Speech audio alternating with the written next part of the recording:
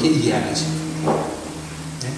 그 다음에 하나님을 성부 하나님 그렇게 하면 참 이해하기 쉽습니다. 하나님이세요. 이 삼일체에 대한 이론 비유로 여러 가지 얘기하고, 제가 목사이기도 하고 아빠이기도 하고 때로는 어떤 남편이기도 해서 그러나 같은 사람이다 이렇게도 부르지만, 뭐 또 예를 들면은 돈 같은 것도 그렇잖아요. 여러분, 우리가 뱅크카드 있지 않습니까? 뱅크카드 이만한 카드 가지고 있습니다. 그 뱅크카드에 돈이 들어있습니다. 돈은 우리가 숫자로 들어있더라고요. 딱 열어보면은요. 그 뱅크카드, 그 다음에 캐시도 보니까 무슨 일루만 얘기했는데 5불짜리 있고 10불짜리 있고 20불짜리 있고 50불짜리 100불짜리, 그 다음에 500불짜리 하나요? 500불짜리 50만원짜리 캐시 있어요. 여기 그죠? 그거 샘플 있어요. 이걸 못 봤죠. 저도 못 봤는데 이게 그 도표에 보면 나오더라고요. 그래서 이거 그 자기는 봤대요. 전에 갔다 오니까 실제로 있습니다. 그것도 숫자가 표시되는데 똑같은 가치를 얘기하는 걸 알고 있습니다. 은행의 어카운트도 마찬가지, 체크도 마찬가지예요. 체크에다가 숫자를 쓰면은요, 그게 그대로 지불되지 않습니까? 같은 돈의 위력이에요. 그런데 형태가 다르게 보여지고 있는 것입니다. 하나님, 예수님, 성령님, 같은 분. 능력은 같다고 말씀하십니다. 모든 것을 가르쳐주고 생각나게 하시는 분이라고 하는 것입니다. 성령 하나님 그분이요. 지금 성경은 우리에게 말씀합니다. 가르쳐주십시오. 생각나게 해주실까요?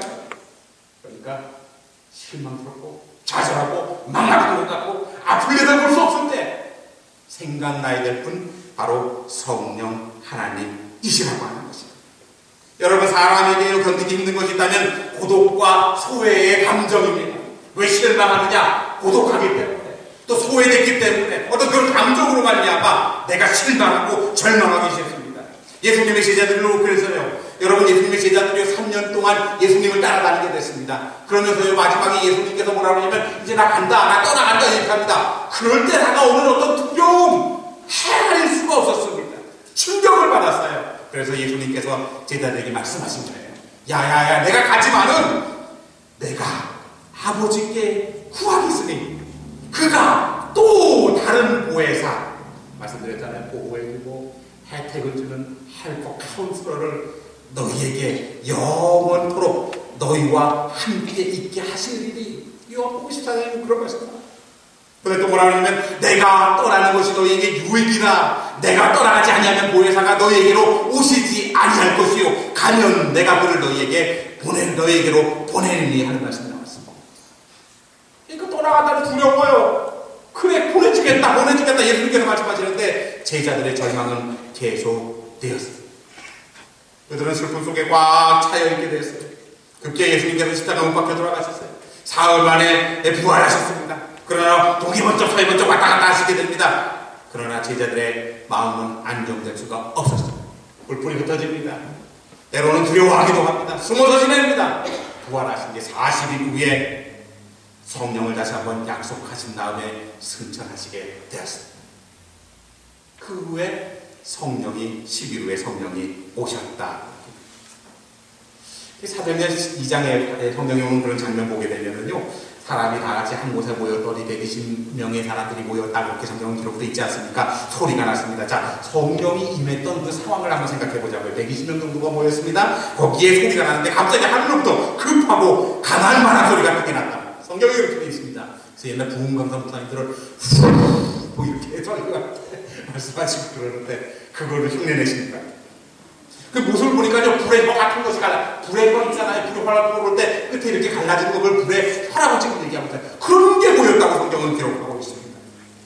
그리고 성경에 보니까 다 성령의 충만함을 받아, 성령이 뭔지는 모르지만 충만해졌다고 하는 것입니다. 그리고 성령의 말하심을 따라 다른 방언으로 말했다, 그렇게 되어 있는데, 자, 여기에 성령이 처음 나타나는 장면을 얘기했는데, 사실 다른 성경을 보면은요, 성령이 바람과 같이 임했다고, 비둘기 같이 임했다는 성경도 나옵니다. 빛처럼 드러났다는 성경이 말씀되어 있습니다. 뭔지는 모르지만은 예수님의 제자들을 비롯한 사람들이요, 충만했다고 하는 거예요. 꽉 찼다는 것입니다. 넘쳐 흐를 정도로 그걸 지금 성령님의 역사라고 이야기하고 있습니다. 그래서 듣는 자신감이 있어요. 보십시오. 성자 하나님 예수님 계시잖아요. 성령 하나님 이 성령님이 계시잖아요. 그러면은요, 성경을 읽을 때 예수님이 사랑이시면 지금 우리 가운데 계시는 성령 하나님도 사랑이십니다. 예수님이 기적을 베풀으셔서 우리에게 힘을 주셨다면은요, 지금 성령 하나님도 우리에게 기적을 베푸시고 힘을 주실 수 있다고 합니다. 예수님께서 구원 사역을 베푸셨다면 지금 성령 하나님께서 우리에게 구원 사역을 베푸실 수 있다고 하는 것입니다. 그러고 보니까요, 우리에게 가르쳐 주신 것이 엄청납니다. 예수님께서요, 다른 사람들의 질병을 고치신 것을 생각하면서 대단하다 생각하면은요, 그 예수님 다음에 오신다고 하는 성령 하나님도요, 우리의 질병을 고쳐주실 수 있다고 성경은 말해주고 있습니다. 예수님이 너무 잘 가르치셨어요. 이렇게 생각한다면 지금 성령 하나님도 우리에게 잘 가르칠 수 있다고 하는 것입니다. 예수님이 하신 일을 똑같은 분 성령 하나님께서 하실 수 있다고 하는 것입니다. 그래서 예수님께서 하신 모든 사역, 그 사역을 대신하실 성령님을 우리에게 지금 보내주셨다고 하는 것입니다. 그러면 여기까지 딱 잘라서 아이고 그래도 성령 하나님 못 믿어요. 그게 어떻게 가능해요? 보이지도 않는데. 아니 이론으로 먼저 원리로 알지 말고요. 먼저 믿자고요. 성령 하나님이 지금 우리 가운데 계신다고 하는 것입니다. 우리를 책임져 주시는 겁니다. 그분이 우리한테 내가 모든 것을 해주시겠다. 라이프타임 워런티. 평생 보증해 주실 수 있다고 하는 것입니다. 고린도서 14장 10절을 보니까 주 예수 그리스도의 은혜와 하나님의 사랑과 성령의 교통하심이 너희 우리와 함께 있을지어다 그렇게 말해주고 있습니다. 바로 예수님과 하나님과 성령님이요 같은 인격적인 하나님이시라고 말하고 계십니다.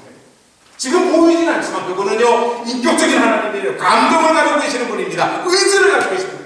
비록 우리 육체를 가지고 계시지 않기 때문에 보이지 않지만은 성령의 바람이 있다면, 성령님의 바람이 있다면요, 그분을 인정해드리고요, 그분을 환영하고요, 그분에게 감사하고요, 그분을 대접하고요, 그분을 찬양하기를 좀 원하시고 계십니다. 찬송을 부를 때 예를 들어, 주님이여, 이 손을 꼭 잡고 가소서. 만약에 주님을 향해 부른다면, 그분은 지금 성령 하나님으로 우리 가운데 계신다는 사실입니다.